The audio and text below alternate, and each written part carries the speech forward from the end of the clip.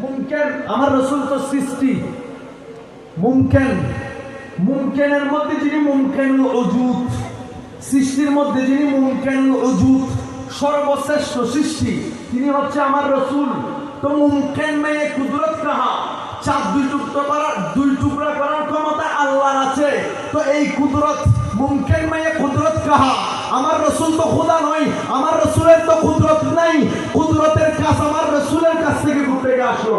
মুমকিন মে কুদরত কাহা, আমার রাসূল তো সৃষ্টির কাছে কুদরতের কাজ কেমনে আসলো।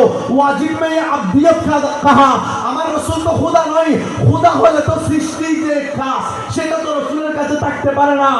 বরজখে শাহে হুদা, রাসূলের শান আজমত বুঝার ক্ষমতা আল্লাহ নাই।